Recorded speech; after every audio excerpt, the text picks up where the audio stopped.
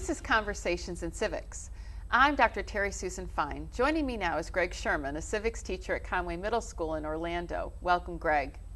Greg and I are going to analyze the ideas and complaints set forth in the Declaration of Independence, which will give us a lot to talk about. So, Greg, let's get started. What's your first question? What were the major complaints that the colonists listed in the Declaration of Independence? You know, it's interesting because there was a whole list of complaints, and a lot of those complaints could be categorized really into three different approaches. One of those sort of lists would be the ways that King George III abused his power. So a lot of the complaints were about tyranny, which we also understand to be abuse of power, and the abuse of power was directed mostly at King George III, although if you look at the preamble, there's sort of a hint that it's also the fact that it was a monarchy to begin with, that the colonists say that whenever any form of government is destructive of these ends, it is the right of the people to alter or abolish it. So they do reflect talking about the form of government, of the unitary system, but then they say, you know, the history of the present king is a history of repeated injuries and usurpations, all having a direct object of tyranny over these states. So it's really 99% is about the abuse of power, not just of the monarchy, but really 99% about King George III. The second sort of set of concerns was that the people were denied representation in the legislature. And so they were really concerned not so much about the decisions that were being made by government, but more so that the decisions being made were made without their having a voice in that process. And then the third area, and please understand, Greg, these are not mutually exclusive. These all overlap, okay? The third area is that the states were being denied their fundamental rights. So they were saying, basically, he denied sort of large districts of people, right? States' rights was a concern, abuse of power was a concern, and lack of representation in the legislature. So we can get into, of course, and I'm looking forward to talking to you about all the different complaints, but they could really be classified in one of those three, but they do overlap as well. Yep. What comes to mind is enough is enough. I mean, did the colonists come to a point where enough is enough? Of course they did. How do we know this? We know this because the colonists landed in 1607. So how do you go from 1607 before losing your temper in 1776? Things must have been going reasonably well, which is why I talked about how the monarchy was the problem, but really it was King George III in that position. So enough was enough after well over 150 years, and the notion of what enough was because the citizens were being taxed without having a voice in the taxation process. King George III was really sort of beating down on them with the stamp tax and other kinds of taxes and other kinds of policies that really hurt people who owed money. And so we have, you know, real concerns about saying, you know, enough was enough. But interestingly enough, from the time that the citizens sort of landed on Plymouth Rock to the time that they declared their independence, they actually developed a confidence that they had a right to say that enough was enough. And that's an important point, that they didn't just sort of walk away. They just said, not only is enough enough, but we have a right to say enough is enough. And so in the preamble, you will see language that says, you know, the people have a right to be heard in terms of their complaints. Mm-hmm. And the Declaration of Independence is often referred to as this major breakup letter, maybe the world's most famous breakup letter. Yes, you know, we see that in all kinds of ways. First, that the citizens say we have a right to talk about why we're breaking up. And then there's the fact that all those complaints are talked about in the third person. Every single complaint refers to King George III as he. And right before that first complaint, the colonists say, let these facts be submitted to a candid world. So it's not written as you know, I'm breaking up with you because you abused and you didn't give me representation and you didn't give me a voice. But it's rather, we are breaking up with him, and we're telling the world about it. And the value in that is to seek out recognition, particularly from those other countries that Great Britain was trading with, such as buying tea and then selling it to us with all these taxes on it, tea tax, so that we could then buy direct from these other nations that, because we were colonists, they had to negotiate with Great Britain. Now we were asking them to negotiate with us, but that first took, in terms of establishing those trade relations, it first took us to say, we're breaking up with him, and this is why we are breaking up with him. So that one little 2-letter word, he, is so significant because it speaks about how what became the United States was seeking to have recognition from other nations around the world. Mm-hmm. Were some of the colonists fearful of this separation from the British because of the comfort level that they had? Some of them did not want to split completely from, Great Britain. I really appreciate that question because particularly beginning in the late 20th century and the early 21st century, we have seen all of these nations become democracies. All of these nations become governments that are framed around popular sovereignty or the idea about citizens governing themselves. And one of the questions that naturally comes up is, if somebody was raised under a communist regime and only knew life under a communist regime or a dictatorial regime, how would they want something that they've never had? And so naturally, some of the colonists, because they had only known, remember, we're talking over 150 years, almost 170 years, they'd only known one way, then how could they think about another way? They'd only known it one way. And the reason why that's a significant point, Greg, is because the Declaration of Independence, much against most people's assumptions, is not a document that creates a government. It's a breakup letter. It says, we're breaking up with him, and this is why. But it's not as if they said, well, we're going to use this document to form a confederal government. All it says in the preamble that whenever any form of government becomes destructive of these ends. So we just sort of knew that they weren't going to create another monarchy, but that's all we knew. We knew what they weren't going to do, not what they were going to do based on that document. Right.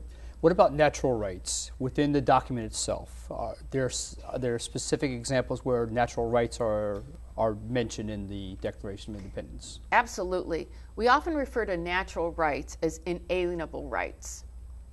Inalienable rights are rights that are given by God. And then by extension, if only God can protect certain rights of yours, then certainly only God can take them away, and then no government or no person. So when we think about natural rights, this concept was first really written about by John Locke, who was a 17th century British political philosopher, and he said that those rights were life, liberty, and the pursuit of property. And then Thomas Jefferson changed it in the Declaration to life, liberty, and the pursuit of happiness, that those were inalienable rights. And thus, this lower level government, meaning the human government, which is subservient to God, cannot take away what God can give. And that's why those rights are inalienable. And the colonists believed that the government of King George III was taking away life, liberty, and their right to pursue happiness. And it was not appropriate because those rights had been given by God by virtue of those persons simply being born. Mm-hmm. Yeah. Why is it important for students to study the Declaration of Independence? Oh, it's so important for all kinds of reasons. One is that it gives us a sense of, where the colonists were coming from, what some of their fundamental orientations to government were. So, for example, you ask yourself, well, why would we have a system of government where, we have 3 branches and they can check each other? Well, because the colonists said in the Declaration of Independence that they wanted to avoid abuse of power. So sort of the goal is avoiding abuse of power. So how do we what mechanisms do we have in place to make that happen? Well, right now, what happens to have worked is separation of powers and checks and balances. Maybe something else will work 200 years from now, but right now, what has been working is that mechanism to achieve that goal that says, no tyranny. We talk about this notion about states' rights, right? Yeah, they talked about, yes, we were denied states' rights, but what does that mean sort of in an on-the-ground 21st century question in terms of, for example, in Florida, who decides how far out we can drill oil in the Gulf of Mexico? Is that a federal decision? Is that a state decision? Is that the decision made of the counties and local governments in the Panhandle? Because after all, whose interest is being served when the local governments make a decision in terms of the tourist industry in the Panhandle versus the state government having a decision versus the federal government in terms of looking at issues about the environment and having access to oil and those kinds of things. So it's relevant because we know the goals, and for 200 plus years we've been trying to make those goals a reality. And as we've changed as citizens and as technology has changed, certainly we've had a different question about sort of what role government should play in terms of providing for states' rights or providing for representation in the legislature. Mm-hmm. Absolutely. Yeah. And also I look at the Declaration of Independence and I tell students they should stand up for what they believe. Mm-hmm. And this document shows that. Don't be afraid. There are means of getting some things done. If you don't agree with something, don't be afraid. Write your congressman, write your senator, mm-hmm. Write your state legislative. Oh, you should, absolutely.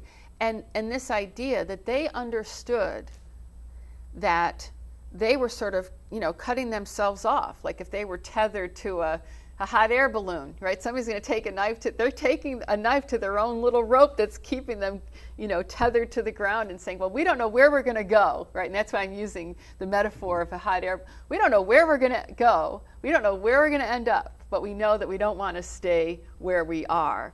And the other important notion is that we look at them, and I often look at them as they were relatively a homogeneous group of people in terms of sort of race and class and even age. But at the same time, those fundamental beliefs that are in the Declaration are so important.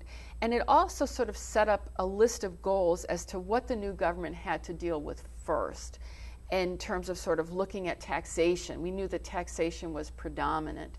And wouldn't you know that taxation played a key role in the Articles of Confederation in terms of what was in there relative to the role of the states, and then even with the Constitution that came later, because the Articles didn't work out. Remember, it's right. A set of goals versus, well, that set of mechanisms, didn't work too well. So let's try something new. Well, that something new is now old, okay? And in the Constitution, we also see a big emphasis on taxes in terms of where the citizens have the most impact on selecting those leaders who have a say in terms of looking at taxes. Greg, I think we have time for one more quick question. Is there anything that sort of burns in your students' bellies that they have to know? Well, we hold these truths to be self-evident, that mm-hmm. all men are created equal. And always that line comes up. Are we really equal today? Were we really equal back then? Because we had the slavery issue, mm-hmm. and women didn't get the rights to vote until much later in our history of our country. And I think that's where this concept of being created equal, this idea that they're created equal because they are created by God. I mean, that was sort of inherent in this notion about natural rights and natural rights philosophy as articulated by John Locke. But at the same time, it gets to sort of, well, why would they say men? Well, because men had power in the culture at the time, and therefore women didn't have power, children didn't have power, slaves didn't have power. And we're now talking in the 21st century, and 10-year-olds still can't vote. And no one's moving these mobilizing people in order to get 10-year-olds the right to vote. So it's your culture at the time. And I think as we wrap up this discussion today, I think that's an important point, that the founding fathers who were writing these documents, those folks who wrote the Declaration, they were doing which was at the time what they believed to be in the best interest of the nation. We are all capable of discerning in terms of what's in the best interest, and it's very important to not look at what happened in colonial times through a 21st century lens to the detriment of indeed what they accomplished, which is what you said. There are these enduring lessons of the Declaration that if something is really bothering you, you have a right to say something. They said they had a right to break up with the king. They had not only a right to break up, they had a right to say why. They had a right to tell the world. And they had a right to write it down and to sign it with great pride. But at the same time, as much as that natural rights philosophy comes up in the preamble, that dependence on God also comes up in the last paragraph as well, where they were sort of talking about this mutual reliance on God in order to then move to the next step. So yes, even though it's a very old document, it has all kinds of new ideas, not only in terms of how we experience government in the U.S., but also how other nations have come about forming their own governments as well. We've been talking about the ideas and complaints set forth in the Declaration of Independence. That's Conversations in Civics. I'm Dr. Terry Susan Fine.